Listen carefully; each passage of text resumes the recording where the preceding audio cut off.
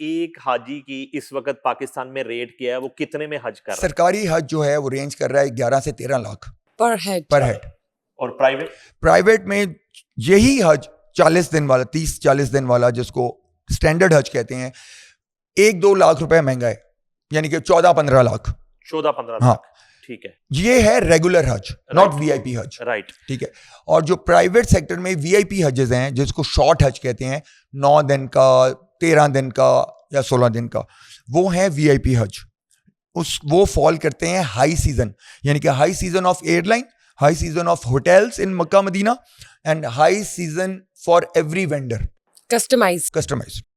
अच्छा सर, ये 14-15 लाख वाले जो हाजी हैं, जिनको मैं फिलहाल तो मुतासरीन कहूंगा, हाँ, और पता नहीं वो किस कैफियत से गुजर रहे होंगे, हाँ, उनकी तादाद कितनी है, और ये फिगर क्या बनते हैं, कितना पैसा जो है इस वक्त वहां पे फंस चुका है, जिसको कि सऊदी गवर्नमेंट रिफंड करने के बजाय जो अभी तक की सूरत हाल है, उनका ये कहना है कि अगली उस पे एडजस्ट कर लें। तो मैं आगे चल के ये भी आपसे पूछना चाहूंगा कि आपके पास तो क्लाइंट के तौर पे आता है हाजी, तो इनकी उम्रें क्या होती है, ज्यादा रेशो क्या है एजिस की? और मुझे राब्ता किया 1-2 लोगों ने, मंडी बहाउद्दीन का एक बुजुर्ग जा रहा है जो कि अपनी बच्ची का जेवर बेच के जा रहा है और अपनी जिंदगी की एक जमा पूंजी वो लगा के जा रहा है, तो वो उसको, और ज्यादा मोस्टली हमारे यहाँ भी यही भी रुझान है कि जब जो है ना वो बुजुर्ग हो जाते हैं और बीमारियां लग जाती हैं, तो फिर जो है, अगर am I right sir? You are right. तो इस पे भी आपने थोड़ा सा बताना है कि उसको तो अपनी सेहत का, जिंदगी का, लाले प्लॉट बेच दिया, जेवर बेच दिया, और अब वो जा रहा है, तो उसके साथ क्या? देखिए, पाकिस्तान में वाकई में ये एक ट्रेंड है कि हज मोस्टली लोग उम्र के आखिरी हिस्से में करते हैं, जबकि टर्की, इंडोनेशिया, मलेशिया में young married couples immediately after marriage हज पे आते हैं, ठीक है। होता ये है कि हज एक बड़ा मुशक्कत वाली इबादत है, और स्पेशली जो ये महीने चल रहे हैं पिछले साल से इस साल, जून का हज आ रहा है, इस साल और का जो है सबसे हॉटेस्ट, और फिर डेजर्ट का जून, ठीक है। तो वो गर्मी एक अलग ही नेचर की है। मैं यहाँ पे थोड़ी सी उसमें चीज़ बताता हूँ कि मैं स्केचर्स के ब्लैक कलर के कैंची चप्पल, जिसको फ्लिप फ्लॉप कहते हैं, वो लेके गया था लास्ट ईयर, और मैंने वो अपने मिना के कैंप से बाहर उतारे और थोड़ी देर के लिए अंदर मैं आराम करने चला गया कि गर्मी बहुत थी, वो एयर कंडीशन होता है camp.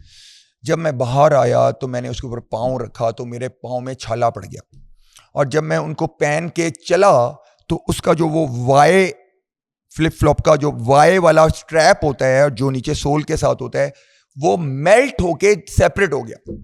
So you can well imagine the temperature that is happening. आपको पता है लास्ट ईयर डेथ्स हुई हैं, वो किस वजह से हुई हैं? Dehydration and heat stroke.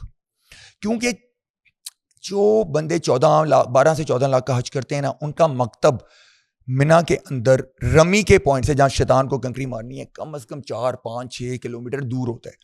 तो उनका जो डिस्टेंस है वन वे कि उन्होंने अपने मकतब से गुजर के रमी करने आना है, वो 5 से 7 किलोमीटर की वॉक है, और फिर उन्होंने रमी करने के बाद फिर वापस जाना है, तो जो राउंड ट्रिप है वो 10 से 14 किलोमीटर है, ठीक है। और एक एजेड बंदा, कमज़ोर बंदा, जिसको चलने में तकलीफ है, जिसको घुटने की तकलीफ है, जिसको डायबिटीज़ है, जिसको हार्ट एंजाइना है, उसके लिए बहुत चैलेंजिंग, इम्पॉसिबल टास्क है, ठीक है।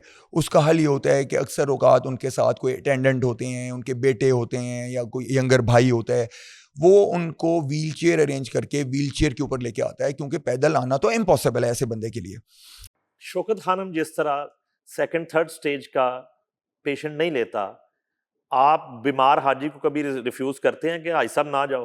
प्राइवेट सेक्टर वाला कभी भी बीमार हाजी को रिफ्यूज नहीं करता, क्योंकि प्राइवेट सेक्टर के मोस्ट कंपनीज जो रेप्यूटेबल कंपनीज हैं और जिनको 20-20, 25-25 साल हो गए हैं, और जिनके खिलाफ कभी भी एक कंप्लेंट भी मिनिस्ट्री में नहीं गई, कभी भी वो ब्लैक लिस्ट नहीं हुए, वो क्यों उनकी रेपुटेशन डेवलप हुई? क्योंकि वो, उनके ग्रुप में मेडिकल डॉक्टर होता है, उनके ग्रुप में मुफ्ती होता है, उनके ग्रुप में फीमेल आलमा होती है, उनके ग्रुप की लोकेशन में वो मकतब ऐसा लेते हैं कि वो रमी के एरिया से करीब हो, और ना कि सिर्फ रमी के एरिया से करीब हो, मेडिकल सेंटर, मिना में 2 चीज़ें हैं, एक मेडिकल सेंटर है और एक मिना हॉस्पिटल है, कम से कम मेडिकल सेंटर से वॉकिंग डिस्टेंस पे या व्हील चेयर पुश करने के डिस्टेंस पे लोकेटेड हो।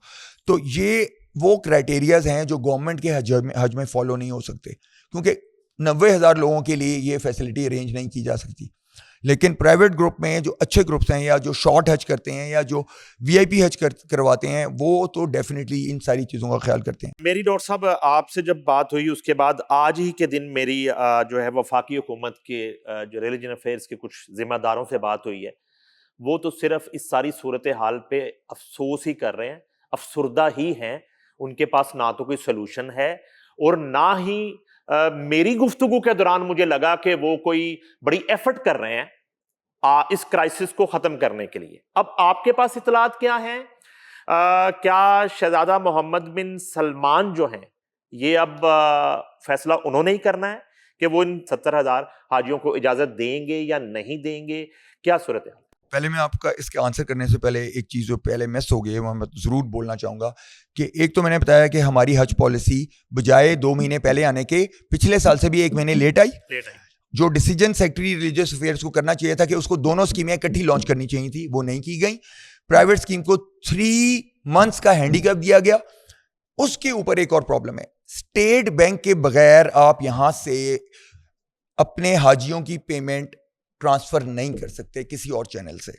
और स्टेट बैंक एक टेम्परेरी फॉरेन करेंसी अकाउंट खोलता है जो नॉन चेकिंग अकाउंट होता है, जिसमें आप हाजियों की पेमेंट जमा कराते हैं। और ओवरसीज से अब बहुत कैटेगरी हो गई है।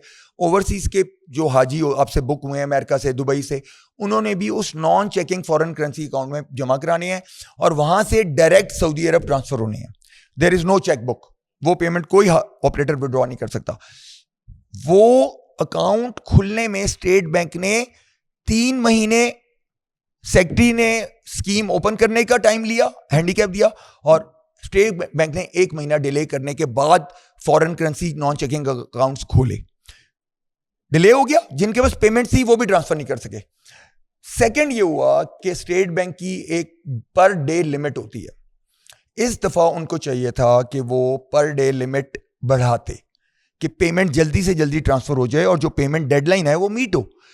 आई थिंक वो पर डे जो लिमिट है वो कोई $2 लाख है। लेकिन अब आप खुद देखें कि 14 लाख का एक मिनिमम हज है और प्राइवेट हज जो है वो एवरेज $10,000 का है। ठीक है, $10,000 को मल्टीप्लाई करें तो कोई 2.25-30 लाख बनते हैं। तो इतनी बड़ी पेमेंट को, यानी कि 30 करोड़ रुपए पेमेंट को अगर 1.5-2 लाख की अपने लिमिट लगाई है तो वो ट्रांसफर करने में 10 से 15 दिन लगेंगे। तो इट्स अ स्टूपिड पॉलिसी कि आपको सऊदी गवर्नमेंट ने कहा है कि पेमेंट की डेडलाइन है 2 महीने पहले, तो आपकी हज पॉलिसी पहले आती। हज पॉलिसी कस्टमाइज होती to meet the requirements of Saudi government, जिसके 3 स्टेप्स होने चाहिए थे। Private scheme and government scheme इकट्ठे लॉन्च होनी चाहिए थी। स्टेट बैंक को फॉरेन करेंसी अकाउंट्स खोलने के लिए कहना चाहिए था कि फॉरेन खोल दें, ठीक है, फॉरेन खोल दें, और जो पर डे लिमिट है उसको डबल कर दें। कोई स्टेप सेक्रेटरी रिलीजियस अफेयर ने नहीं लिया।